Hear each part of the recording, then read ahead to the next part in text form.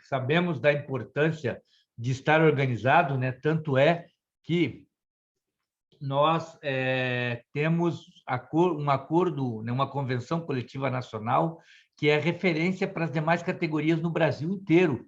Não existe uma outra categoria, senão a bancária, que tenha uma convenção coletiva nacional, a não ser, é claro, servidores públicos federais e tal. Mas, do ponto de vista do setor privado, você não tem outra categoria que tenha uma convenção coletiva nacional que vale para nós aqui no Paraná, vale para as pessoas no Maranhão, no Piauí, no Rio Grande do Sul e assim por diante, né? Então, a gente precisa valorizar isso. E valorizar e buscar essa organização. Eu acho que esse encontro estadual ele lança as premissas para que a gente faça esse debate do que nós temos enquanto demanda de funcionárias e funcionários do Itaú, e aí eu me coloco nesse rol, porque também faço parte dessa base, né, da categoria de funcionários e funcionários do Itaú, e temos legitimidade para cobrar do banco que nos atenda de uma forma né, que nos atenda de uma forma mais atenciosa, de uma forma de negociação, sem ficar com aquele discurso que não pode. Pode sim, porque só o lucro que o Banco Itaú teve no primeiro trimestre de 2022 ultrapassa a casa de 7 bilhões de reais de lucro. Então, dá para negociar, dá para construir uma boa um bom, né, uma bom acordo salarial no Itaú e que, né, que se estenda, é claro, a negociação é para todos os bancos, mas, dado que os bancos estão ganhando, nós temos condições de reestabelecer esse acordo, de renová-lo, né, de preferência por mais 2 anos, né, de renová-lo por um tempo maior, porque, infelizmente, a gente está vendo a inflação né, galopante em 2 dígitos, comendo os salários da categoria bancária. Então, nós temos condições objetivas de fazer isso. No mais, eu acho que é fazer esse chamado a todas e todos, né? O companheiro Enio vai falar isso com mais propriedade da conjuntura política nacional, né? E até estadual, mas a gente tem esse compromisso, porque nós sabemos, e principalmente os companheiros oriundos do Unibanco, oriundos do Banco Boston, oriundos do Banestado, sabem a importância que é você ter um banco que tenha papel social, um banco que tenha função social e que atenda, através de programas, atenda a população do campo, atenda o microempresário, atenda aquele trabalhador que quer se estabelecer e se desenvolver. Então, isso é fundamental para que a gente possa caminhar. No mais, a gente tem trabalhado junto com as federações, com a FETEC, com a CONTRAF, na constituição dos comitês de luta, organizar o nosso povo para fazer aquilo que eu falei no começo da minha fala, de conversar com as pessoas, de criar espaço de diálogos, de estar exercitando essa democracia sindical para que a gente possa trazer para a nossa esfera de moradores das cidades, de participantes da vida social, a importância que tem essa eleição de 2022. E não só para o Brasil, mas para a América Latina e para o mundo. E pensando nisso, nós, e aí já aproveito para agradecer publicamente ao esforço da FETEC, dos bancários, né, como um todo, dos sindicatos que nos ajudaram na realização do 1º de maio na Tríplice Fronteira, justamente para destacar essa questão do internacionalismo classista, da solidariedade de classe, que é o que nós estamos precisando exercitar, porque nós sabemos que se todos podem fazer 3 refeições por dia, a vida melhora, você fica com uma sensação de participação e de segurança muito maior. E não vai ser pela lógica de todo mundo armado, todo mundo se enfrentando na rua, que nós vamos mudar o país. Nós vamos mudar com democracia, com inclusão, com participação, com um Estado presente na vida das pessoas e que formule políticas e programas sociais que incluam essas pessoas, né? E, é claro, com política de valorização e diálogo com as trabalhadoras e trabalhadores, né? Construindo mesas de negociação, construindo convenções, acordos, mas que tenham a base do diálogo e do respeito. Então, queria primeiro dizer que é uma satisfação poder estar aqui com vocês.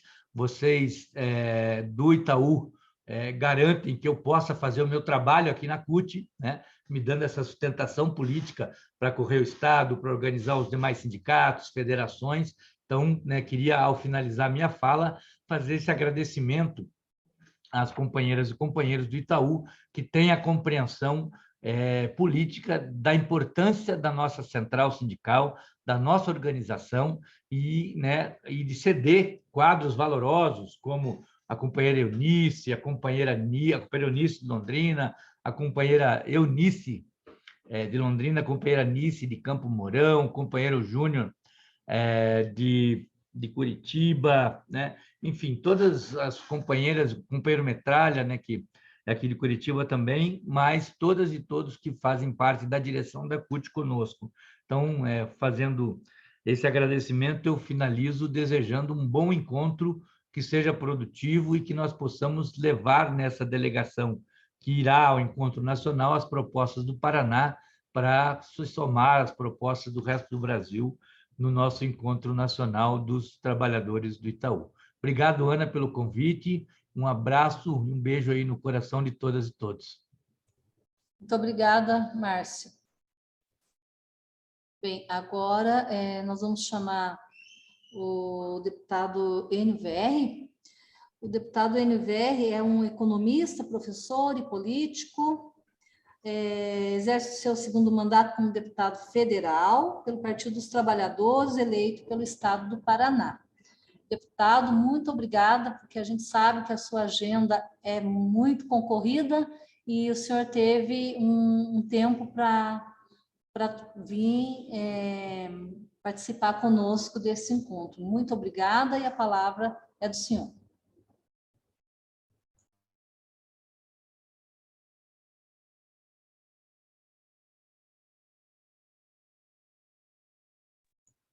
Oi, você está me ouvindo agora, Ana? Sim, sim. Obrigado. Ouvindo bem. Bom, boa noite. Boa noite, companheirada. Quero agradecer o convite de todos vocês, de todas vocês. Cumprimentar o meu companheiro Márcio Killer, nosso grande presidente da CUT, o Firmino também. Enfim, a todos que estão nos ouvindo aqui. Vocês devem ter percebido pela minha roupa aqui que estou em Brasília, estou durante a sessão, mas esse é um horário de intervenções teóricas, lá deu para dar uma saidinha. Olha, eu vou tentar pegar muito do que o Firmino colocou na sua introdução e do que o Márcio Killer também observou nas suas observações iniciais. Nós vivemos hoje um processo que foi iniciado em 2016 com um golpe aplicado contra a presidenta Dilma. Esse golpe ele tinha um objetivo muito, muito claro, muito definido, que era a destruição do Estado brasileiro, a destruição da Constituição de 1988. E é a partir do golpe que você pode entender, por exemplo, a reforma trabalhista, que não só tirou o que sobrava de direito da classe trabalhadora, mas destruiu o movimento sindical na medida que retirou a capacidade de financiamento do movimento sindical.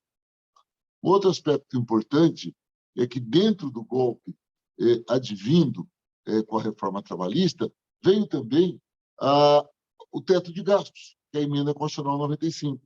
Essa emenda ela diz que, no setor público, lógico, no Estado, municípios, na União, o orçamento de um ano, a receita do ano, ela é igual à receita do ano anterior, mais a inflação.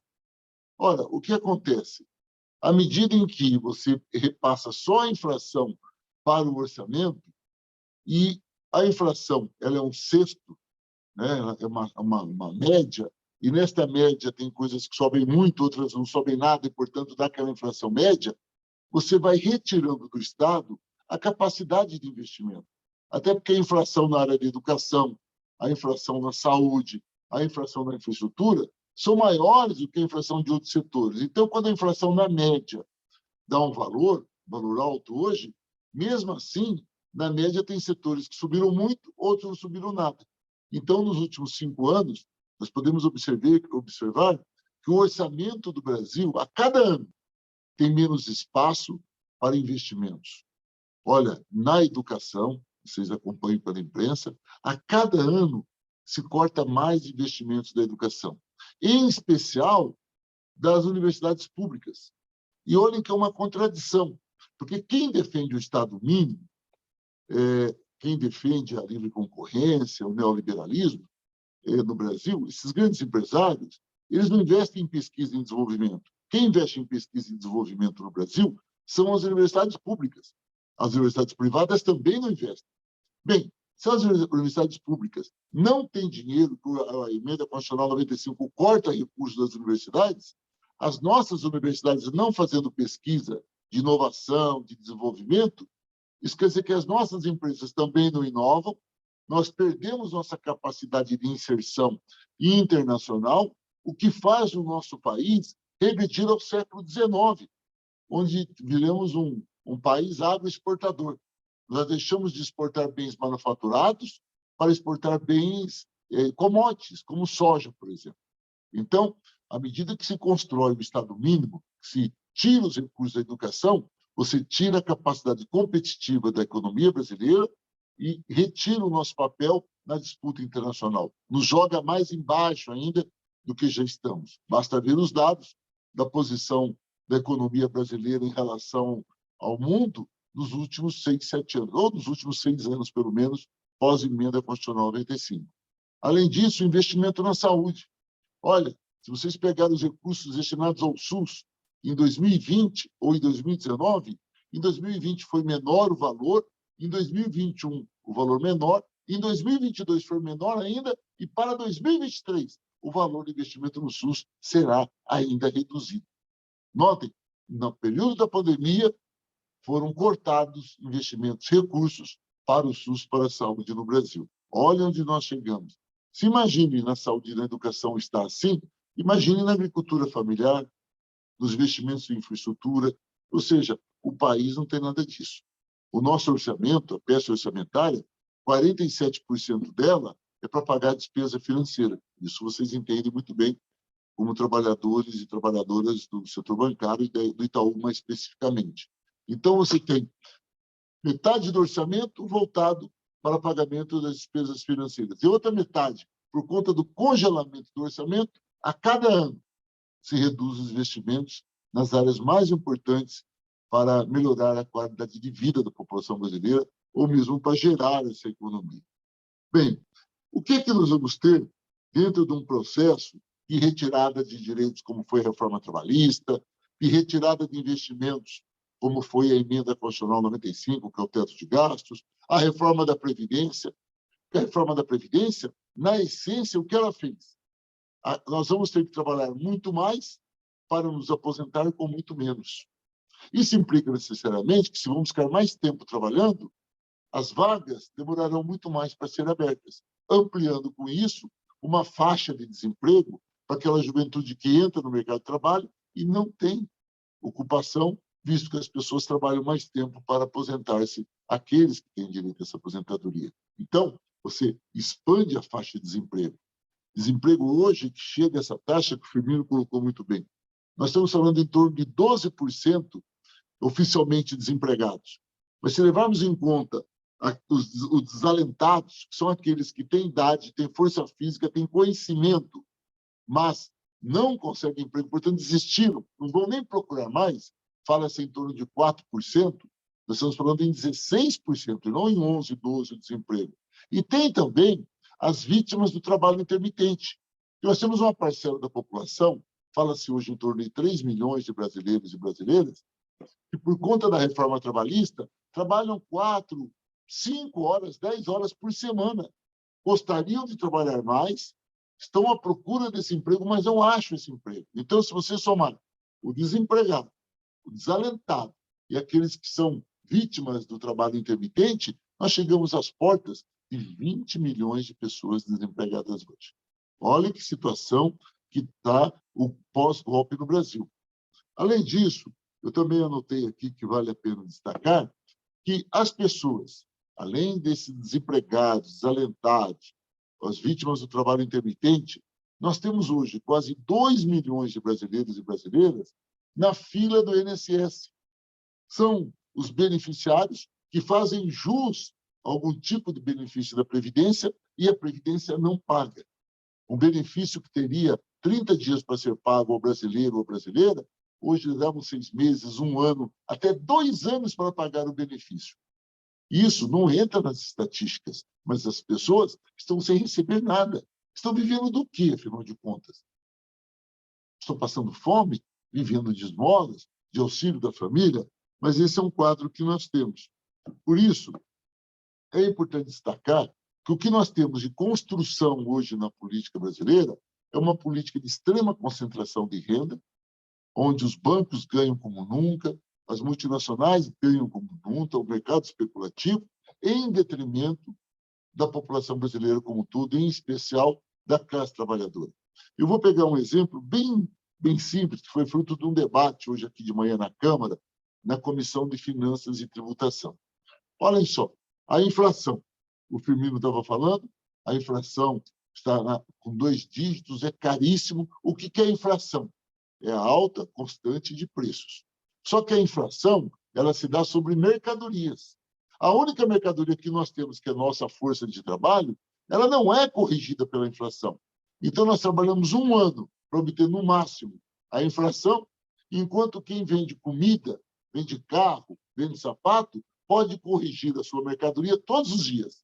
Então, enquanto que aqueles que detêm a mercadoria podem subir seus preços diariamente, acompanhando a evolução da inflação, nós, trabalhadores, podemos fazer isso 1 vez por ano. Então, o nosso salário, daqueles que estão empregados, concretamente, o nosso poder aquisitivo é reduzido toda vez que a inflação sobe, portanto, todos os dias. Basta ir no supermercado que você vai chegar a essa conclusão. Agora, o que é que tem feito essa inflação subir tanto? Olhem só, nós temos aqui um grande problema, que parece que é pequeno e não é, que é a política de paridade internacional dos preços da Petrobras. Afinal de contas, a Petrobras é uma empresa pública. Ela tinha que estar a serviço do Estado brasileiro, da população brasileira. Na medida que há uma inversão de papéis e ela passa a servir aos acionistas privados apenas, o seu preço passa a ser o preço de mercado e corrigido toda vez que há uma variação do dólar ou do preço do petróleo. Com isso, a gasolina, o óleo diesel, o gás de cozinha, sobe semanalmente. Às vezes sobe mais que 1 vez por semana. Hoje, por exemplo, subiu o óleo diesel em quase 9%. A semana que vem, a gasolina vai subir 11%. Ora, esses produtos, quando sobem, eles atingem diretamente o preço dos produtos. Afinal de contas, num país onde o transporte rodoviário é predominante, subindo o óleo diesel, sobe todos os produtos que nós temos nas prateleiras de supermercados. Sobe tudo. Sobe o gás de cozinha que a população precisa. Se esses preços sobem, ou seja, a inflação está aumentando. Então, sobe a gasolina, sobe o combustível por conta dessa política da Petrobras, automaticamente, ao lado disso, sobe a inflação.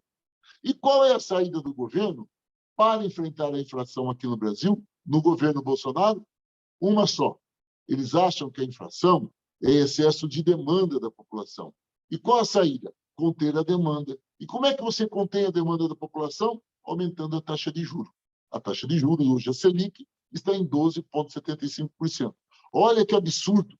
Quando você sobe o juro para 12,75%, você sobe ainda mais o juro por uma população que já não tem dinheiro para comprar minimamente o que precisa. Então, a classe trabalhadora, ela sofre mais de uma vez, porque ela sofre na medida que a inflação sobe e sofre na medida que os juros sobem para segurar essa inflação. Some-se aí ao desemprego, à fila dos beneficiários, você tem o quadro de miséria e desespero que nós estamos vivendo hoje. Agora, a insensibilidade do governo, ela é tão grande, mas tão grande com o povo brasileiro, que até a gente que está aqui no dia a dia da política aqui fica surpreso. Olhem um dado importante. Em novembro, o governo Bolsonaro mudou a sua política social e criou o Auxílio Brasil. E quando nós denunciamos o Auxílio Brasil, o Bolsonaro, os meios de comunicação, diziam que era dor de cotovelo dos parlamentares de esquerda, que nós queríamos defender o Bolsa Família e apenas estava mudando o nome de Bolsa Família para Auxílio Brasil. Na verdade, companheirada, é mentira. Olhem só, quando veio a pandemia, nós, do campo da esquerda, nós aprovamos o auxílio emergencial de R$ 600. O governo Bolsonaro pagou R$ 600 apenas 3 meses. Os 3 meses seguintes, ele cortou para 300. Quando chegou dezembro do ano passado, ele ficou janeiro, fevereiro, março e abril sem pagar nada. Aí ele criou uma nova política de R$ 235, que veio até novembro de 2021. Aí ele acabou o Bolsa Família, acabou com o auxílio emergencial e ficou só com o Auxílio Brasil. Entretanto, tem um dado que é fundamental que a população saiba. Somando as pessoas que eram beneficiárias do Bolsa Família, mas aquelas que eram beneficiárias do auxílio emergencial, o Brasil tinha 39 milhões de brasileiros e brasileiras recebendo benefício. 39 milhões entre Bolsa Família e auxílio emergencial. Com o advento do Auxílio Brasil, os beneficiários caíram para 17 milhões apenas. Ora, 39 menos 17 são 22 milhões de brasileiros e brasileiras que vivem a mais triste história da insegurança alimentar, que desde dezembro essas pessoas não têm nenhuma garantia a não ser pedir esmolas, a não ser ir na igreja, pedir ajuda aos sindicatos, campanha de cesta básica, porque elas não têm mais garantia nenhuma. Eu poderia, para encerrar essa primeira parte, ao invés de ficar citando números e tudo mais, desafiá-los e desafiá-las que estão me assistindo a olhar como mudou uma coisa. No governo Lula para cá, a gente não encontrava mais as pessoas pegando o resto de comida. As pessoas mexiam no lixo para pegar latinha, ou alguém que vinha pedir dinheiro para a gente eram os noiados, pediam dinheiro para cachaça, para comprar uma pedra, esse tipo de coisa. Hoje, se você olhar nos lixos, as pessoas estão revirando para pegar resto de comida, aquele resto que elas batem a mão para tirar a formiga para comer aquilo lá. Olhem como é que aumentou o número de miseráveis nas ruas. Então, não precisa de estatística. Concretamente, o golpe, com Temer e agora com Bolsonaro, eles conseguiram destruir o Estado que nós construímos a partir de 1988 com a Constituição, que é uma Constituição que universalizava direitos, destruiu a capacidade de investimento do Estado e jogou os principais interesses todos nas mãos do capital especulativo. Nesse cenário, só um minutinho, gente, só um minutinho que eu tenho que fazer uma votação. Você consegue? Então, bem, este quadro, vocês podem dizer o seguinte, tá, mas por que vocês não fazem nada na Câmara? O que é que está acontecendo? É claro que eu podia perguntar para vocês também por que vocês não fazem nada no sindicato. Mas a verdade é que nós temos um problema aqui na Câmara. Aqui na Câmara, nós somos em 513 parlamentares. Do campo, que eu vou chamar aqui de campo democrático popular, que seriam o PT, o PCdoB, o PSOL, o PDT, o PSB e o Rede, esses 6 partidos, nós somávamos, até 31 de março, 131 parlamentares. De 513, nós somos apenas em 131. É por isso que existe mais de 150 pedidos de impeachment do Bolsonaro aqui na Câmara e a gente não consegue votar, porque o presidente da Câmara tem que ler o pedido de impeachment para ele ser votado. O presidente da Câmara, que é do Partido Progressista, que manda hoje no governo, não lê. E nós não temos votos suficientes para fazer essas modificações. É por isso que eu sempre comento de que o melhor momento da vida do povo brasileiro é quando nós não estamos tendo sessões da Câmara. Porque quando tem sessão, o povo brasileiro está perdendo alguma coisa, que os projetos que são aqui aprovados são todos extremamente negativos para o conjunto da classe trabalhadora. Olha, eu poderia citar inúmeros projetos, mas eu vou pegar um ou dois só para a gente cair aí para a questão política mesmo. Há um mês atrás, nós começamos a discutir aqui um projeto de um deputado federal do Paraná que liberava a venda do agrotóxico no Brasil. Esse projeto diz o seguinte: qualquer agrotóxico existente no mundo, mesmo que ele seja proibido no seu país de origem, pode ser vendido no Brasil. Olha que loucura! Isso implica liberar o agrotóxico, isso implica poluir ainda mais nossos rios, isso atingir os trabalhadores que passam o veneno no campo, vão ter maior incidência de câncer do que já tem, e a população brasileira vai comer muito mais veneno do que está comendo hoje. É um absurdo. Até o mercado internacional, a União Europeia não compra produto assim. Pois vejam, denunciamos, manifestação, barulho aqui na Câmara, O projeto foi para o plenário da Câmara, só 160 votos contrários. Todos favoráveis. Aprovaram o projeto. Vou dar um outro exemplo que foi maior ainda o escândalo. A exploração de minérios em terras indígenas. Fizemos um grande ato, companheirada, aqui na frente do Congresso Nacional. Estava Caetano Veloso, o Sr. Jorge, atrizes, atores do cinema, de teatro. Tinham 15 mil pessoas no ato. Fizemos um ato pedindo para não aprovar esse projeto. O ato acabou às 19 horas. Às 20 horas, iniciou-se a votação e o projeto para a exploração de minérios em terras indígenas foi aprovado. Essa é a cara da Câmara dos Deputados aqui do Brasil, e os projetos aprovados são todos nesse nível. Destruição de direitos, flexibilização do pouco que sobrou na defesa da classe trabalhadora, destruição das nossas matas, a destruição da nossa flora e fauna, a não correção de salários e, claro, todas as vantagens do mundo para o mercado financeiro e para os investidores privados e grandes. Bem, nesse cenário é que a gente pode entender como estão as pesquisas. Hoje, 70% da população brasileira desaprova o governo Bolsonaro. Alguém mais animado pode falar, então está resolvido. Ora, dia 2 de outubro tem eleição, 70% não vota no Bolsonaro, ganhamos as eleições. Agora, 70% que não vota no Bolsonaro não quer dizer que vote no Lula, ou quer dizer que vote no Ciro. Não é isso, eles não votam no Bolsonaro, desaprovam o Bolsonaro. Aí sim, quando você pega as pesquisas, como a pesquisa de hoje, da Quest, você vê então que o Lula tem uma grande intenção de voto, tem 46% de intenção de voto, enquanto o Bolsonaro, ele subiu quanto? Ora, o Bolsonaro ele vinha de julho do ano passado, julho, até março desse ano, é como se as pesquisas estivessem congeladas. Vamos ver se vocês lembram disso. Muda só a data e o nome do instituto. Mas ficou congelado ali o Lula, ali em torno dos seus 35, 36, ali 37. O Bolsonaro, seus 25. Depois o Lula subiu um pouco mais para 40. Aí você tinha, na época, o Moro com 8,9, o Ciro com 8,9, o Dória com 2% lá embaixo. Era esse o cenário. Quando o Moro retirou, 80% da intenção de votos que tinha o Moro foi para o Bolsonaro. E ele subiu. Só que também foi nisso e parou. Hoje você tem o Lula com condições de ganhar no primeiro turno, o Bolsonaro em segundo, o Ciro ali nos 8%, 9% estagnado, e lá embaixo o pessoal, Simone Tebet, o Janones, o Dória, com 2%, 3%, 1%. É esse o quadro que nós temos hoje. E as pesquisas mostram que 80% dos eleitores do Lula e 80% dos eleitores do Bolsonaro não pretendem mudar o seu voto.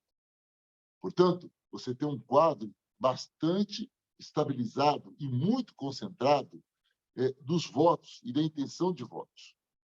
Ocorre, companheirada, que tem muita coisa para acontecer até o dia 2 de outubro. Pode até aparecer outra facada, concorda?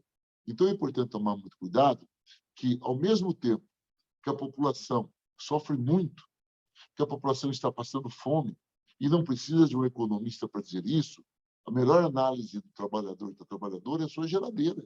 Ora, ele abre a geladeira está cheia, a política está boa. Ele abre a sua geladeira está vazia, a política está ruim. Então, hoje, não por consciência política da destruição do Estado brasileiro, mas por sentir na carne a miséria, a pobreza, o desemprego, seus entes queridos que morreram por falta de remédios e vacinas, essas pessoas não querem o Bolsonaro. O desafio é mostrar para elas que nós temos alternativa e que a alternativa é o presidente Lula. Nesse desafio, alguém pode me perguntar assim, mas ele e o Ciro? Olha, claro que eu não tenho bola de cristal, mas o Ciro, a autoestima dele é muito alta, a ponto dele retirar a sua candidatura. Eu creio que o Ciro deve ficar até o final, pelo que eu converso aqui nos corredores, e ele hoje tem 8% ou 9%, vai ficar com 4%, 5%, os outros 4%, 5% que eram dele vão para o Lula. Portanto, podemos até sonhar com a possibilidade do Lula ganhar no primeiro turno, olhando os dados hoje, né? Essa análise é uma foto, não é um filme. E, por fim, o que a elite desse nosso país defende, que é a terceira via, a terceira via ela não irá ser concretizada. Não irá. Não há possibilidade. Vocês viram que o União Brasil, que é o partido que é resultado da soma do Democratas com o PSL, já tem seu próprio candidato a presidente da República, que é o Bivar, que é o presidente do União Brasil, diz que vai sair sozinho. O Dória, pelo PSDB, não sai do lugar. A Simone Tebet, no MDB, não topa serviço de ninguém. Então, eu diria que é um processo de concentração nessa disputa, e essa vai ser levada, tudo indica que vai ser levada até o dia 2 de outubro. Vai depender muito da nossa capacidade de diálogo e de mostrar como está esse resultado. Bem, nesse cenário todo, eu quero concluir falando um pouco do Paraná. O Paraná, qual era o objetivo? O objetivo é construir palanques bons e privilegiados para o presidente Lula em todo o país. No Paraná, nós temos esse ótimo diálogo com o ex-governador Roberto Requião. O Requião estava tinha saído do MDB, filiou-se ao Partido dos Trabalhadores. O Partido dos Trabalhadores hoje é fruto de uma federação, portanto, quando você lê PT, você lê assim, Partido dos Trabalhadores, Partido Verde e também o PCdoB. Esses três hoje são uma federação, portanto, por 4 anos são um partido só. Temos uma outra federação, que é o PSOL e o Rede, e o PSOL está em discussão também em seus encontros nacionais, encontro estadual, mas também aproxima-se da campanha do Requião. E nós temos também outros partidos que já estão conversando para apoiar essa candidatura do Requião, candidato a governador. As pesquisas mostram uma coisa muito interessante no Paraná e bastante nova e animadora. A pesquisa para presidente da República mostra o presidente Lula empatado. Eu tenho até aqui uma síntese aqui. A pesquisa feita em abril, portanto, mês passado no Paraná, o Bolsonaro tem 29% de intenção de voto para presidente. O Lula tem 28%. Ou seja, há um empate aqui no Paraná para presidente da República. Uma coisa surpreendente, sendo o estado do Paraná conservador como é. Aí, isso é espontâneo. Quando você coloca no estimulado, o Lula tem 37% e o Bolsonaro 36%. Quer dizer, mantém um empate técnico de qualquer maneira. No segundo turno do estimulado, o Lula teria 43% e o Bolsonaro 41%. Portanto, o Paraná hoje apresenta um empate, o que já é uma vitória, porque se a gente empatar no Rio Grande do Sul, Santa Catarina e Paraná, se nós empatarmos, como no Nordeste o Lula vai fazer 70%, 75% dos votos, podemos ter a expectativa, então, de um bom resultado. Mas eu quero destacar uma coisa interessante. Na pesquisa entre Ratinho e Requião, olhe que preste atenção nesse dado.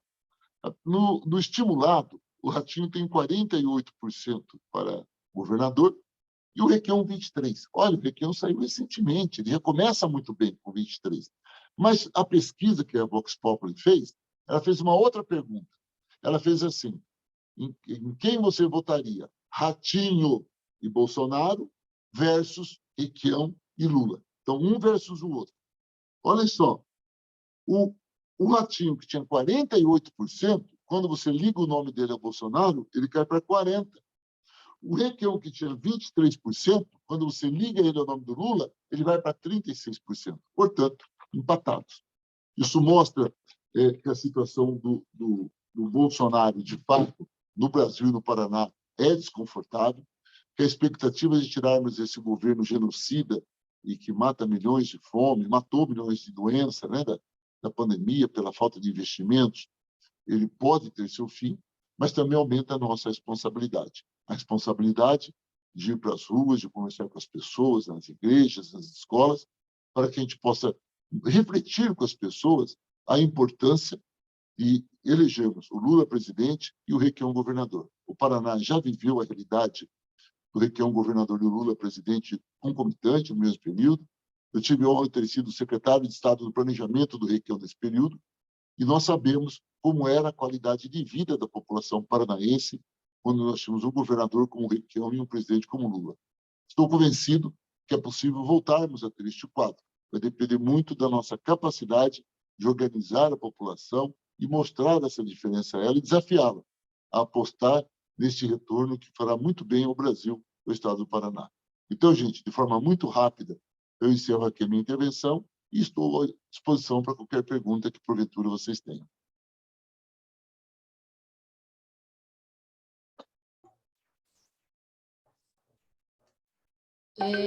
Alguém gostaria... A gente vai abrir para 3 perguntas a princípio. Alguém gostaria de se inscrever, por gentileza, a mão. Isso, Júnior Dias, o primeiro inscrito.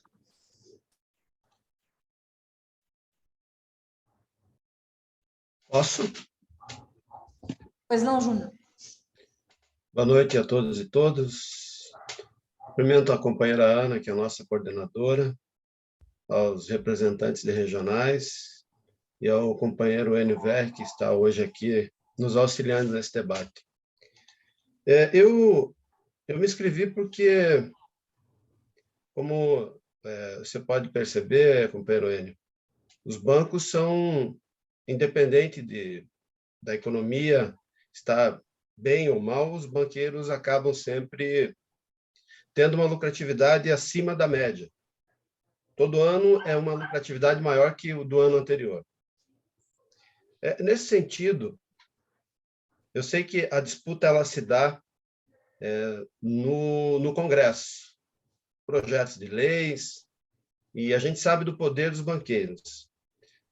Quando a gente estava brigando contra o projeto de lei 4330, que falava sobre a terceirização, a gente via a movimentação dos banqueiros dentro do Congresso. A gente foi para o Congresso várias vezes, conversar com os deputados, com os senadores, para que não votassem, né, contra os trabalhadores. Claro que depois a 4330 caducou, mas veio com outro, veio um outro projeto pior ainda do que era a versão 4330. Nesse sentido, a gente sabe que o sistema financeiro, a regulamentação do sistema financeiro não foi feita. O artigo 92 da Constituição, ele está parado, e a gente sabe por quê, que os banqueiros, como eu acabei de falar, têm uma força muito grande dentro do Congresso. Mas em que medida ou em que momento seria possível que a gente tivesse uma possibilidade de trazer esse debate à tona, que é a regulamentação do sistema financeiro? Em relação ao Banco Central, a gente não precisa nem falar nada, a gente é contra a autonomia do Banco Central. Mas a regulamentação do sistema financeiro é uma coisa que, assim, ajudaria e muito nos setores, vários outros setores da economia.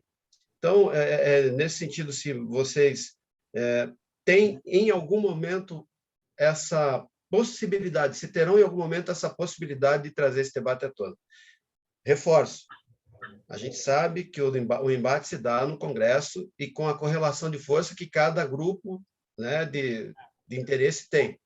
E, por isso, esse apelo que a gente tem ouvido bastante, que a gente precisa eleger uma bancada grande de deputados e senadores, deputados e deputadas, senadores e senadoras, que estão lá para defender os direitos dos trabalhadores. Agora, a gente sabe também que isso não é tão possível assim nesse momento. É difícil dizer se a gente vai conseguir ou não aumentar a bancada. É claro que nós vamos trabalhar para isso. Mas, de qualquer maneira, em relação à regulamentação do sistema financeiro, o que nós podemos ter num futuro próximo? Obrigado, companheiro. Um abraço.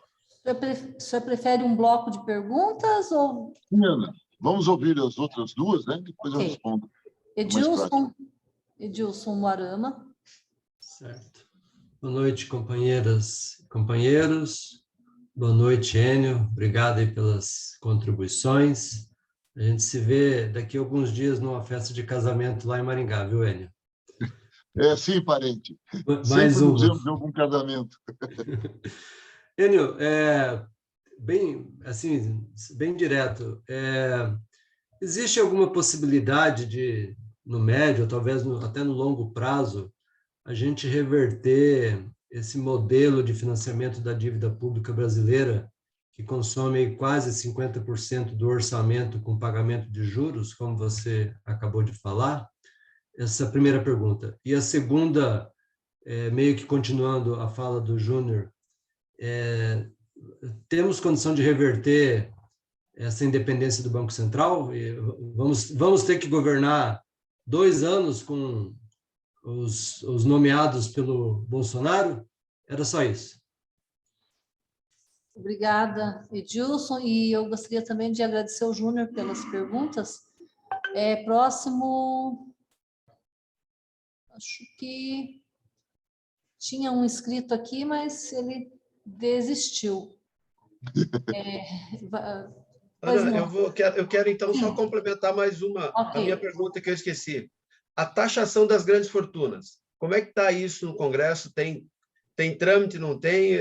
Né? É uma incógnita, é sempre isso. Ok, Tá. Obrigada, Júnior. Sou eu, Ana? Sim. Tá bom. Ô, Júnior, bom, primeiro, obrigado pela pergunta. É tão complicado, Júnior, que você perguntou e respondeu, né? Eu vou primeiro para a parte técnica, depois vou para a parte mais pragmática da coisa. A verdade é que você lembrou muito bem da 4330, né, que a gente lutou muito, que é contra a terceirização, e depois o que foi aprovado foi pior ainda.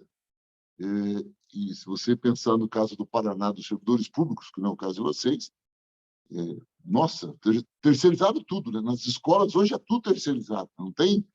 Eu sou professor de economia da Universidade Estadual de Maringá, lá não tem mais concurso para professor de carreira, é tudo PSS, é tudo terceirizado. Mas o que é importante colocar é que os bancos, eles sim, independem da crise. Ou, pelo contrário, talvez seja o contrário. Nada melhor do que uma crise para um banco ganhar mais. É aquela brincadeira, né? O melhor negócio do mundo é um banco lucrativo. O segundo melhor negócio do mundo é um banco quebrado, né? Porque sempre será um grande negócio o banco. O banco não produz nada, produz papel, é pura especulação. Bem, é possível a gente regulamentar o sistema financeiro? Olha, é possível.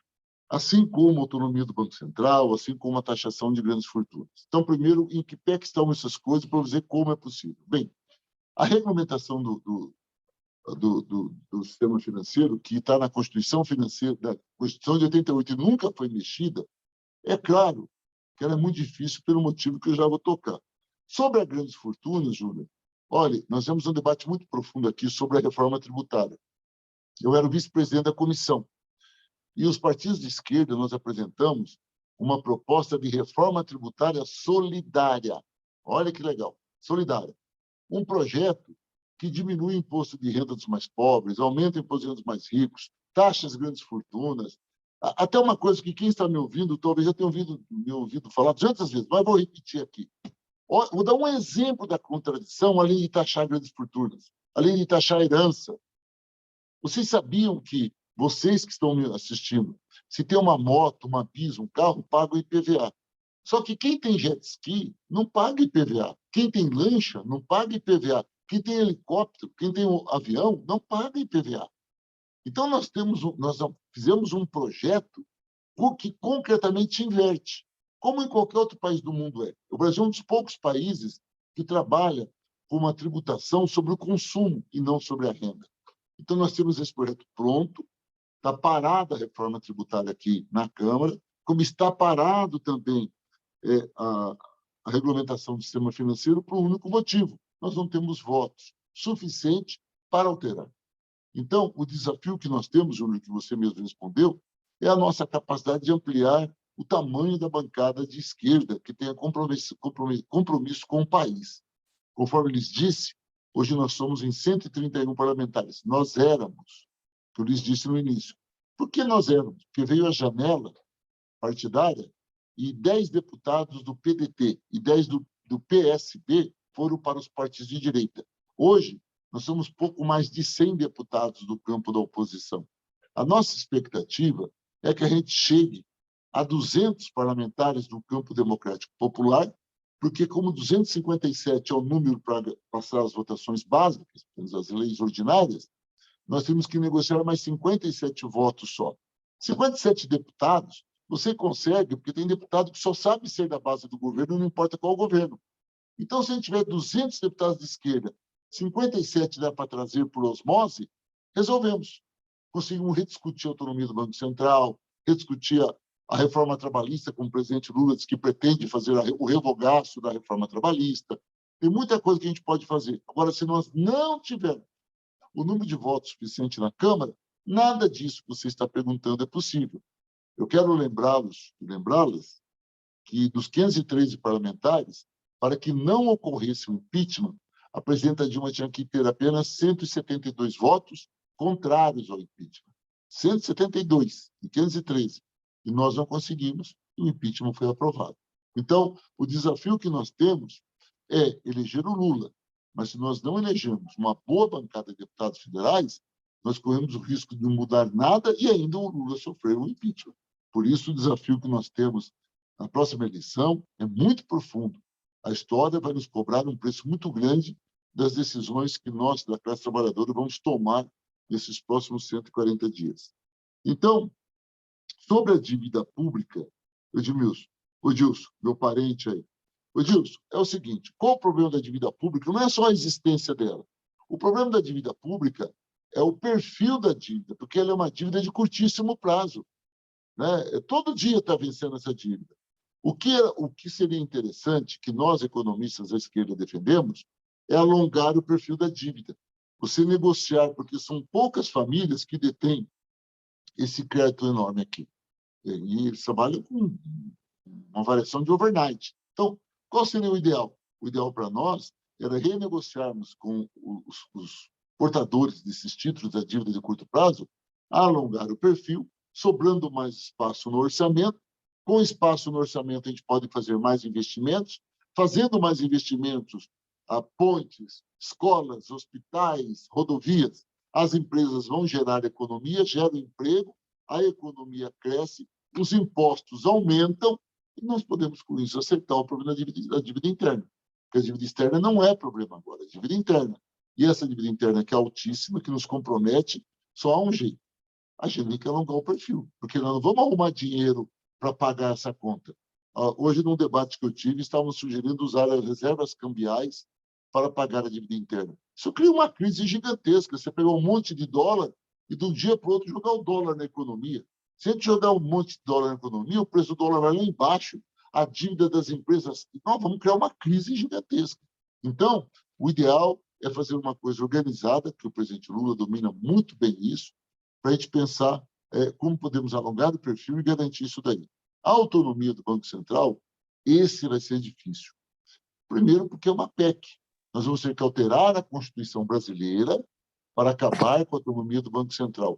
E a PEC, que é uma proposta de emenda à Constituição, precisa de 308 votos para ser aprovada. Hoje, o Centrão tem 350 aqui na Câmara. Eles mandam na Câmara. É importante destacar para vocês que o Partido Progressista, que é o líder do Centrão, o ministro-chefe da Casa Civil é o senador Ciro Nogueira, do Partido Progressista. O presidente da Câmara dos Deputados é o deputado Arthur Lira, Partido Progressista. E o líder do governo na Câmara dos Deputados é o deputado Ricardo Barros, do Paraná, de Maringá, inclusive, que é do Partido Progressista. Então, o Centrão manda hoje na Câmara, é por isso que só passa o que o Centrão quer. E é por isso que hoje a autonomia do Banco Central nós não temos condições de romper por conta do número de votos que eles têm. Eles têm interesse em manter a autonomia porque eles são, boa parte dos parlamentares, são parlamentares terceirizados pelo mercado financeiro. O mercado financeiro que financia suas campanhas e, portanto, eles têm o domínio da pauta. Esse é o grande desafio. Então, dentro do que você coloca, Edilson e Júnior, o desafio que nós temos é um só. Quando se vive uma crise democrática, a solução é mais democracia. E hoje só teremos mais democracia elegendo o presidente Lula, elegendo aqui no Paraná o nosso representante, que seria o Requião, mas uma boa bancada de deputados federais e estaduais, sob pena de que a expectativa que nós construímos hoje de voltar à esperança, voltar ao desenvolvimento, à justiça social, à distribuição de renda, ela não ocorrer, porque o governo poderá não ter base dentro da Câmara para que isso se realize.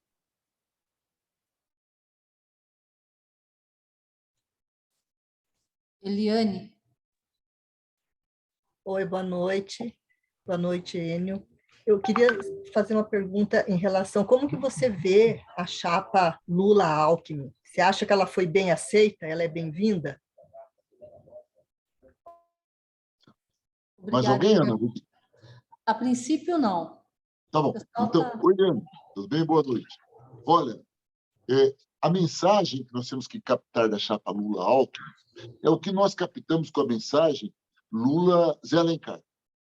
Primeira questão, quem manda é o trabalho, porque o Lula representa o trabalho, o vice é o capital.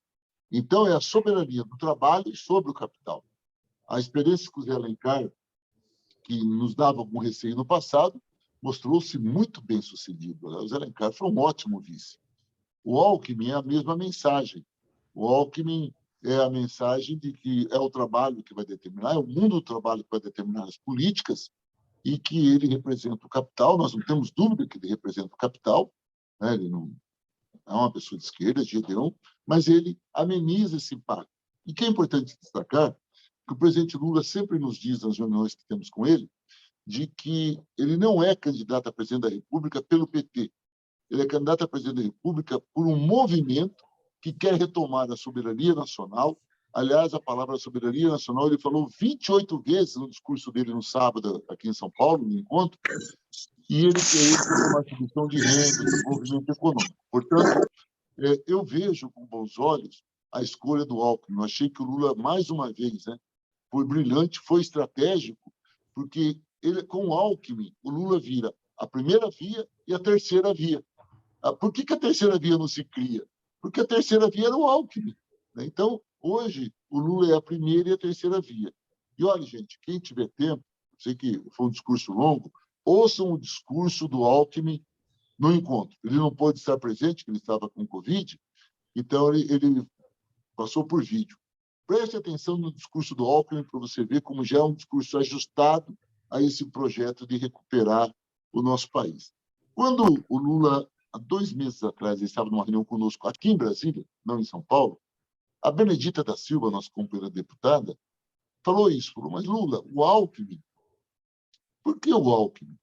Aí o Lula falou o seguinte, citou um exemplo, olha, eu estava com o Papa Francisco e eu perguntei ao Papa Francisco por que ele estava fazendo aquelas mudanças internas à Igreja Católica tão necessárias, mas de forma tão rápida. E o Papa Francisco disse ao Lula que ele era velho e que ele não tinha mais tempo de errar. Ele tinha que fazer as mudanças que a Igreja tinha que ser feita agora. E aí o Lula falou, olha, eu tenho 76 anos. Eu não sei se eu vou ter um segundo mandato. Eu não sei se eu vou terminar o primeiro. Eu posso morrer. Então, nós temos que fazer uma aliança ampla para garantir a vitória e para fazer as mudanças que o país precisa. Por isso, explicando tudo isso, que eu também passei por muitas dúvidas, hoje eu estou convencido que é uma aliança que vai ampliar o número de partidos. Hoje nós já temos o PT, o PCdoB, o PV, o Rede, o PSOL, nós temos quem mais? O Solidariedade, né? O PSD não vai lançar candidato a presidente porque a maioria vai apoiar o Lula, o PMDB não deve lançar presidente porque a maioria vai apoiar o Lula. Então, nós estamos fazendo uma frente enorme que pode nos garantir a expectativa, pelo menos, da vitória no primeiro turno e uma base de apoio adequada dentro da Câmara dos Deputados. Mais alguém? Acredito que Luiz Gustavo. E aí, na fala do Luiz Gustavo, a gente encerra as inscrições. Oi, Ana. Oi. Tudo bem? Obrigado, deputado, pela sua explanação. Aproveitando rapidamente, aí eu não ia entrar, até tinha levantado a mão anteriormente, daí eu baixei, mas já que entraram nessa conjuntura também política, perguntando, eu já tinha até escutado referente a essa escolha do Alckmin e também concordo, sim. Mas falando aqui na nossa base do Paraná,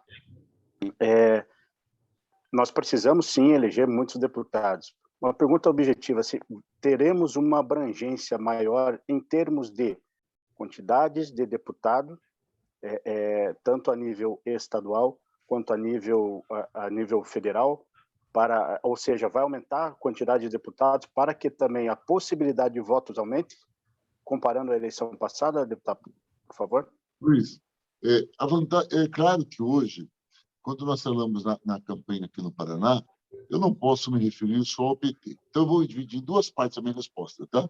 Vou falar do PT primeiro, né? Como se a gente fosse um partido sozinho, não fôssemos mais federados.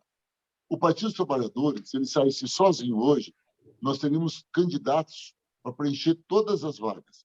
nós soltaríamos 55 candidatos a deputado estadual e candidatas, lógico, né? E lançaríamos 31 candidatos ou candidatas a federal e também um candidato ou candidata ao Senado. Nós temos hoje vaga para isso. Entretanto, hoje nós somos uma federação. E, por exemplo, a federação que nós estamos dentro, que é o PT, o PV e o PCdoB, nós temos hoje, então, um número de candidatos que cada partido tem que pôr na chapa. O PT tem todas as vagas, a informação que eu tenho é que o PV e o PCdoB também. Então, hoje, nós temos condições, sim, de ampliar muito. Se você pegar hoje o PV, o PCdoB e o PT estadual, o PT tem 5 deputados estaduais, que é o Requião Filho, que entrou agora, o Lemos, o Tadeu, o Arilson e a Luciana Rafaim.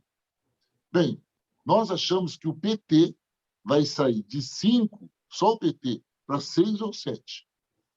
Sem contar que o PV e o PCdoB também vão lançar candidatos. Então, vamos trabalhar aí com uma possibilidade de nós termos hoje no campo democrático popular, saímos hoje de 4, que é o que nós tínhamos, depois que veio o Requião, podemos chegar a 8 ou 9 da federação, tá bom? Já para a federal, hoje nós somos, o PT, são 3 deputados federais, a Gleice, eu e o Zeca. Nós somos em 3. Como nós somos uma federação, o deputado Léo Machado, de Ponta Grossa, foi para o PV. Então, ele faz parte da federação. Então, hoje nós somos em 4 deputados, né? Os 3 do PT e o deputado Aliel do PV. Desses 4, nós achamos que podemos ir para 6.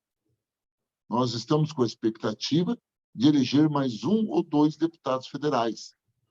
No caso, quem tem mais chance é o PT, né? Porque é o partido mais forte nessa federação. Então, a expectativa que nós temos, saindo do Paraná, indo para o Brasil, é que hoje o PT tem 57 deputados federais. Nós somos a maior bancada. Nós vamos chegar, no mínimo, a 80. No mínimo. Ou seja, 1 a mais por estado. Mas tem estados que vai ter 3, 4. Então, tem pesquisa aí que fala que o PT pode chegar até a 90 deputados federais. O máximo que o PT já teve aqui na Câmara foi 94. Então, sim, Luiz, é possível e as condições são dadas hoje pelos candidatos que nós temos, são bons nomes, pessoas históricas. Que eu não vou citar aqui os nomes, porque eu corro o risco de citar um e não lembrar de outro, seria injusto, né? Então, eu citei só aqueles que têm mandato, mas a nossa expectativa é que nós temos chance de reeleger estes que têm mandatos e ampliar um bom número de companheiras e companheiros que não têm mandato de deputado estadual nem federal, que poderão agora ser eleitos. E se você somar isso no Paraná, na Assembleia, em todos os estados da federação, a chance de chegarmos a 200 em todos os partidos que compõem a base do governo Lula, ela é concreta. Não é o fim do mundo, não é uma coisa impossível.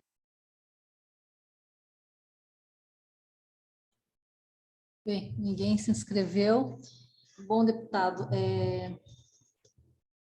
foi muito, muito, muito boa mesmo a sua participação aqui conosco. Acredito que cada um de nós possamos agora, né, foi um auxílio mesmo para que a gente possa fazer também os debates nas nossas bases, junto aos bancários, né, porque a gente sabe a importância dessa eleição e foi, né, com esse objetivo mesmo que nós esperamos essa participação sua.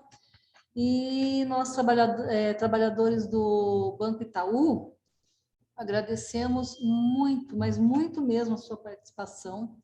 Desejamos saúde e energia para que o senhor possa enfrentar esses desafios que vão se apresentar aí na Câmara, né, dos deputados, nos representando, né, representando o Paraná tão brilhantemente quanto você nos representa. Então, muito obrigada mesmo, e o senhor pode ficar conosco, mas também fique muito à vontade, porque eu sei que a sua luta aí é muito grande. Muito grata. Ana, muito obrigado pelo convite, quero agradecer a todos vocês, é uma honra poder contribuir, espero que tenha atingido o objetivo que vocês esperavam, e estou à disposição, o que puder ajudar nos debates, nas votações aqui não precisa dizer, né? Porque aqui trabalhador aqui não tem que ficar pedindo voto para quem é trabalhador, né? Tem que convencer a direita, nós já somos da casa.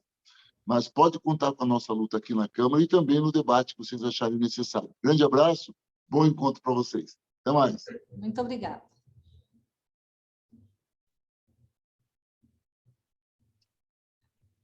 Como é que fecha aqui? Fecha aqui para mim. Tá certo, muito obrigada. Pessoal, agora eu vou fazer uma breve explanação sobre os eixos que nós debateremos no Encontro Nacional dos Funcionários do Itaú, no dia 9 de junho, o qual eu teria a oportunidade de apresentar a mesa de uma das participantes da mesa de saúde. Mas nós teremos vários eixos. A princípio, será emprego e remuneração, saúde e condições de trabalho, segurança bancária e previdência complementar. Então, no emprego, nós enviamos já para o banco um ACOI, né? Enviamos um ofício, o banco não respondeu ainda, mas a gente vai levar como principais eixos, possivelmente teremos outros, mas no emprego a gente quer falar com o banco sobre demissões, realocações, porque com essa nova forma de trabalho, onde bancário e eles pretendem, né, tirar um bancário, ele é bancário em qualquer lugar, como o próprio nome o banco sempre afirma. Então a gente quer falar sobre as realocações, porque não precisa demitir os funcionários se ele pode ser realocado. Ampliar a contratação no varejo, eliminar o acúmulo de funções, porque hoje eu estive presente em uma reunião com os GAs, eles estão enlouquecendo, fazendo 2, 3, 4 funções, e não recebem para isso, né? Retomar as homologações no sindicato, renegociar as condições do teletrabalho, porque foi muito importante no período da pandemia, no auge da pandemia, a gente sabe que, né, salvou vidas com as pessoas em casa, mas agora a gente precisa renegociar a questão das condições de trabalho, do teletrabalho. Outro assunto também que foi para o banco é dispensar o aviso prévio aos funcionários demissionários. Por quê?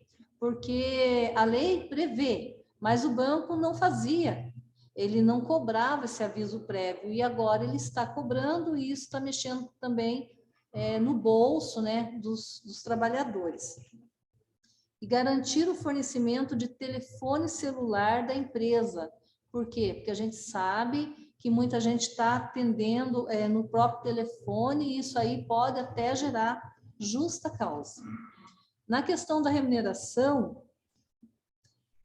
a gente enviou para o banco contratar coletivamente os termos do GERA. Na questão do GERA, eu vou falar mais no final. Definir metas factíveis, vetar as mudanças de regra no meio do período, estabelecer meta de acordo com a realidade de cada local, de cada localidade, e vetar a cobrança de metas durante o período de férias. Isso aí o banco ficou de ver, mas até o momento não nos retornou. Na questão de saúde e condições de trabalho, o que foi solicitado? Retomar o debate dos parcelamentos das dívidas, das antecipações geradas pelo afastamento previdenciário. Naquele momento em que o banco pagava R$ 1.048, muitos bancários estão altamente endividados, sem condição de quitar essas dívidas, e já voltou, o banco queria pôr alguma cláusula ali que a assessoria jurídica entendeu que era uma armadilha, então ainda nós estamos querendo retomar essa conversa. debater o programa de PCMSO, que há muito tempo tem essa dificuldade, horas extras, horas negativas geradas pelo teletrabalho. Vários trabalhadores estão ainda devendo essas horas. E na última reunião que nós tivemos, o banco trouxe para nós a possibilidade de estender esse prazo até fevereiro do ano que vem. E nós estamos solicitando que após fevereiro o banco extingua essas horas. Por quê? Porque muitos trabalhadores estão com esse número altíssimo de horas, porque o banco não disponibilizou computadores, não deu as condições, e alguns também estavam adoecidos. Mas o banco, no momento, insiste em só prorrogar essas horas e, possivelmente, o movimento sindical vai aceitar. A gente quer debater as questões relativas às sequelas geradas pelo Covid, porque os estudos mostram que está tendo muitos problemas pós-Covid. E também as discriminações que são muito grandes, principalmente quando retorna de um afastamento, as mulheres quando têm bebê e retornam, esse pessoal que ficou um pouco mais afastado por conta da Covid está sofrendo muita discriminação. A questão também nós vamos discutir a segurança bancária. Então, o que a gente pediu para o banco nesse ofício? A importância de garantir a proteção aos trabalhadores e clientes nas agências de negócios e unidades de varejo. E também a manutenção de vigilantes, porta de segurança com detecção de metais e outros assuntos também referente à segurança bancária. E pedimos para debater e fará parte dos eixos a questão da previdência complementar. Possivelmente o José Altair participará de uma mesa, acredito que participe, porque nós indicamos também para que ele participe dessa discussão da previdência complementar para todos, ok? E eu gostaria de falar um pouquinho sobre o GERA. O GERA, a gente sempre diz que está gerando muita dor de cabeça para os trabalhadores. Doença, afastamento, briga nas agências, as pessoas que amam fazer o que fazem, hoje estão se afastando porque não tem condição, porque as informações elas vêm truncadas, eles não têm esse acompanhamento, eles não conseguem acompanhar a produção, e entre outros assuntos, temos também o problema da remuneração. Os bancários estão sufocados nos locais de trabalho, metas inatingíveis, pressão de todo lado, e o que tem levado muitos trabalhadores a se afastarem por problemas psicológicos. A dificuldade em acompanhar a produção, a mudança de formato no meio do mês, a lista vai, entre outros. Então, a gente já pediu várias reuniões, o banco veio, falou, mas não disse, né? E então, o que o banco sugeriu? Que seja criado um grupo de trabalho para que seja discutido essa questão do GERA, porque eles também estão meio perdidos lá. E foi solicitado para que o Paraná tenha um representante para participar dessa mesa, para que a gente possa chegar a um acordo e que a vida do trabalhador se torne um pouco mais tranquila em relação à questão do GERA. Também nós conversamos nas últimas reuniões sobre a questão dos fechamentos de agências. Por quê? Porque quando fecha uma agência, possivelmente, automaticamente vai sobrar funcionários. Eles dizem que vão remanejar, mas na prática a gente sabe que está havendo as demissões, principalmente na área operacional. Cobramos do banco a questão das demissões de pessoas com deficiência, ou então deixar a vida desse trabalhador, assim, principalmente no interior, tendo que viajar a longas distâncias, e fazer com que ele não tenha condições de trabalhar da forma que deveria.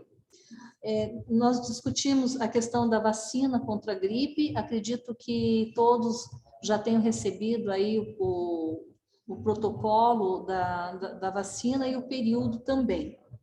E a gente quer discutir a questão do trabalho presencial, que está retornando, a maioria já retornou, e a gente quer discutir essa nova realidade. Outro assunto que o banco fez agora e não foi discutido com o movimento sindical foi a questão do PDV. O banco ele tinha perspectiva de que 4.400 trabalhadores aderissem ao PDV e não foi o que aconteceu. Por esse motivo, a gente acredita que foi esse motivo, ele disse que não, mas ele estendeu o prazo até dia 13 de maio, mas, assim, em nenhum momento veio conversar com o movimento sindical e a gente também não tem muitas informações além daquela proposta que o banco fez. Nós, aqui em Curitiba, nós estamos sendo consultados, os bancários têm vindo conversar conosco, mas o que nós temos é a informação que todos têm. E também, outro assunto que nós estamos conversando com o banco em Curitiba é a questão das CCVs. Aqui em Curitiba nós vamos conversar com a nossa diretoria executiva, mas o banco está abrindo a possibilidade das CCVs e talvez seja o caso de vocês conversarem aí se for do interesse dos sindicatos. A princípio, a minha informação são essas.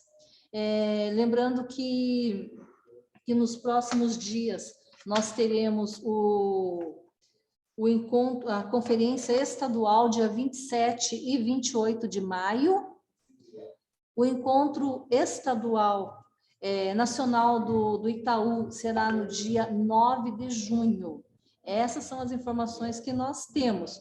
A questão de vagas e essa organização ficará ainda a cargo da FETEC, que vai também fazer os seus ajustes e os seus acertos. Também teremos as indicações das COIs. Aqui em Curitiba nós já temos os nomes definidos, que a partir da conferência será a companheira Vandira em Curitiba, na titularidade, e o companheiro Júnior na suplência. E as outras informações a gente vai trazer na conferência estadual. Se alguém tiver alguma dúvida em relação a tudo que eu falei, pode levantar a mão. Se a Eunice e o Andrew quiser fazer alguma complementação em relação a este assunto, fiquem à vontade. Não?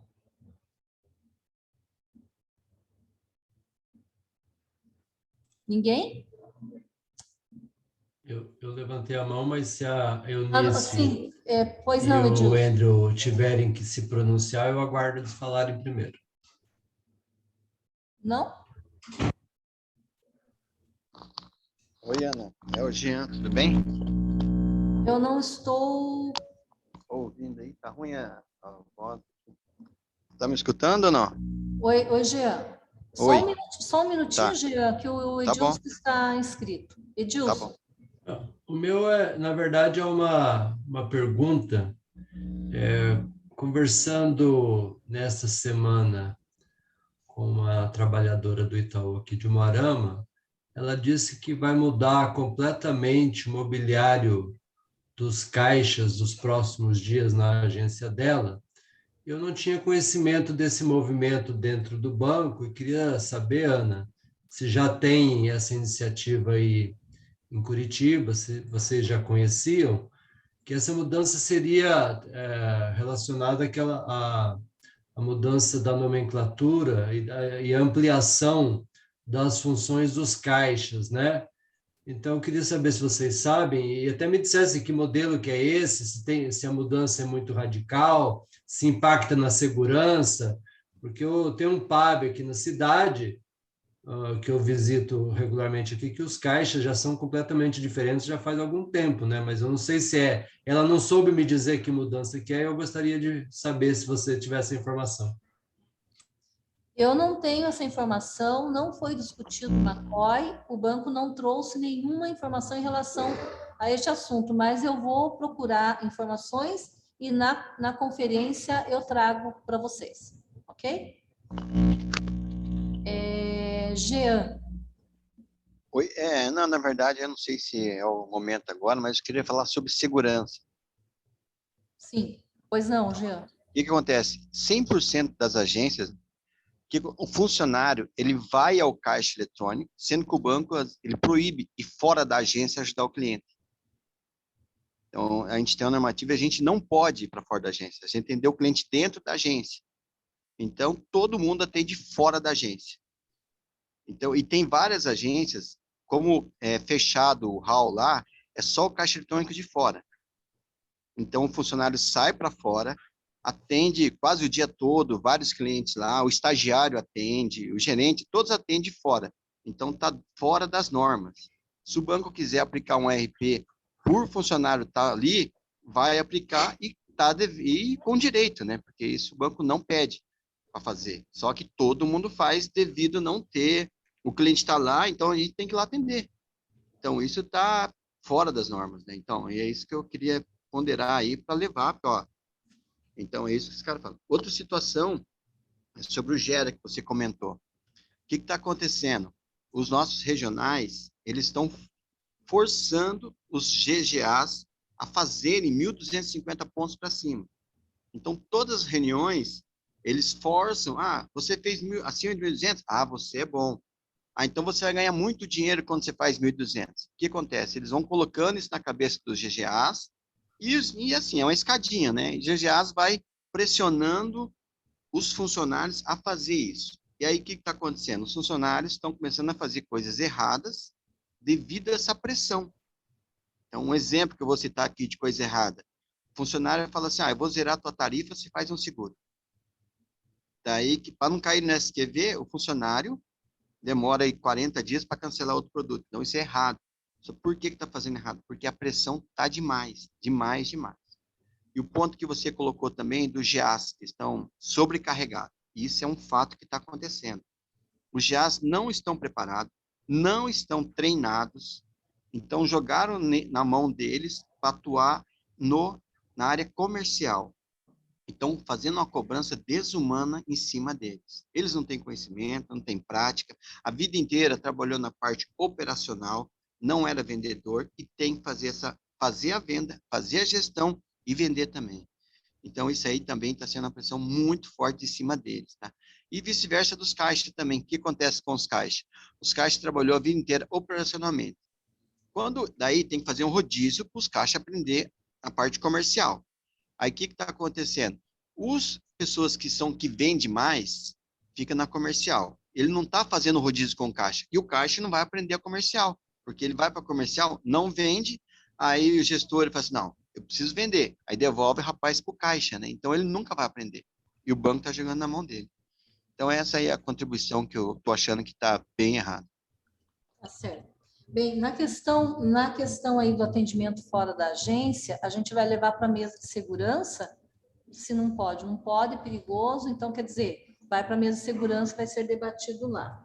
Na questão do Gera, a gente vai precisar se apropriar de mais informações para que essa mesa que será criada, CGT, seja efetivo, porque a gente sabe a dificuldade que está tendo, e inclusive entra na questão aqui dos caixas. Essa questão que você relatou, eu já recebi informação também, então a gente está buscando as informações para a hora que sentar com o banco, a gente levar essas informações e exigir que ele também traga para nós uma resposta, ok?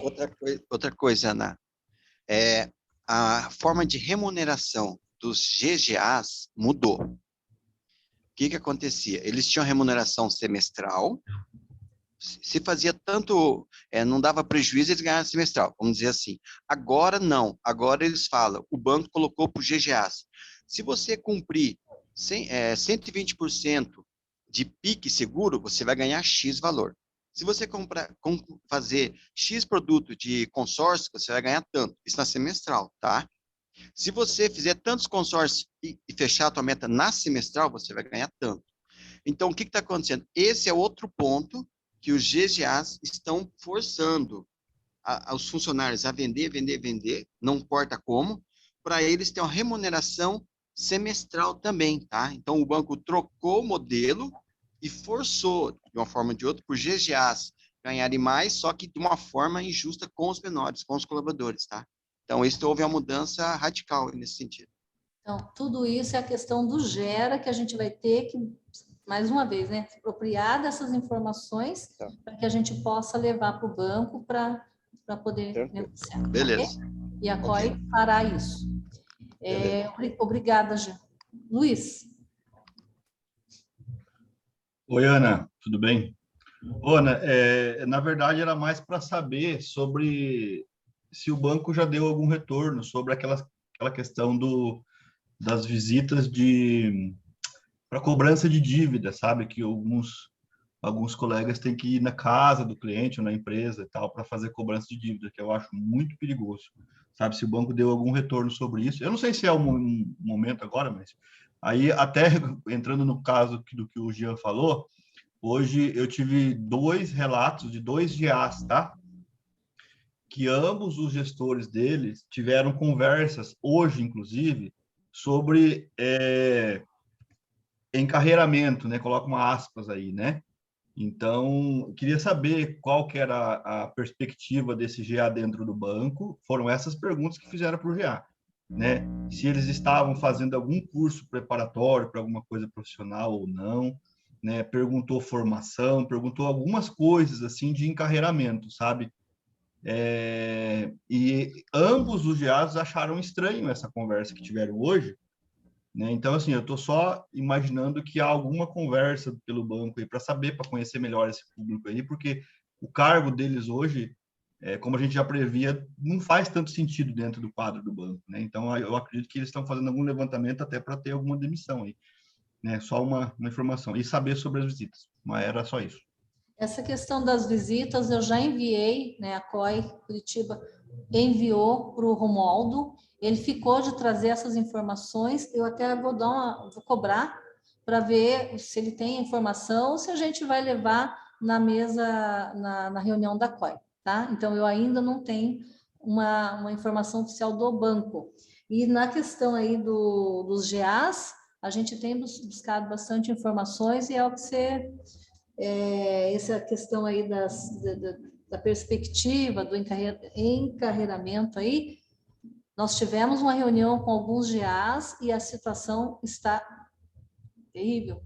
E então nós também vamos levar na mesa quando formos conversar em relação ao GER, ok? E a gente vai retornar com essas informações, tá bom? E aí você disse, não sei se é um momento sim, nós estamos entre colegas, funcionários do Itaú, que temos obrigação, né, e queremos saber o que está acontecendo na base, para a gente poder também levar para o banco, ok? Pessoal, alguém gostaria de... Não?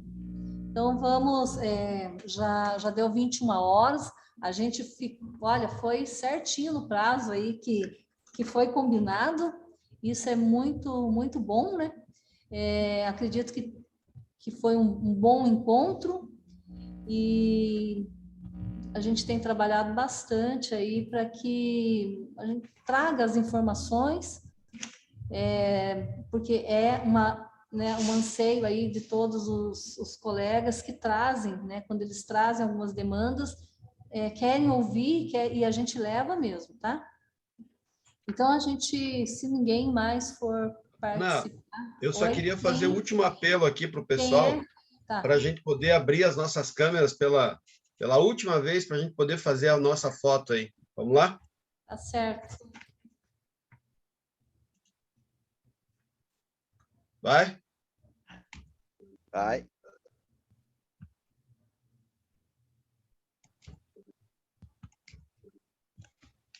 Feito.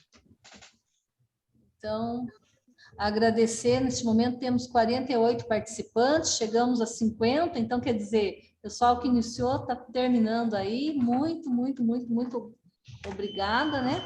E aí a gente dá por encerrado o nosso encontro, agradecendo a todos os presentes e espero revê-los aí no dia 27 e 28 de maio na conferência estadual.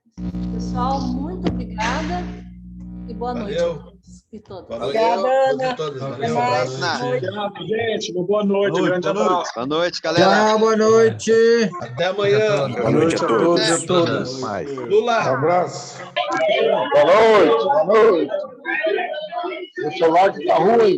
Valeu. Boa noite, pesado. Até.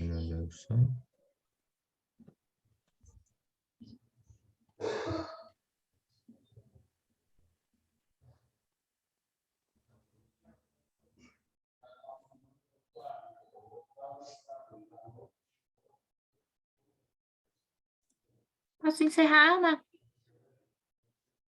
Eu estou esperando o pessoal sair, mas eu acho que pode sim, Renata. Viu, Renata? Muito obrigada aí pelo horário, mas a gente procurou ser bem, ó. Faltou passamos 1 minuto. Tá certo. Boa noite, Ana. Muito obrigada aí, tá? Imagina. Tchau. Tchau, tchau.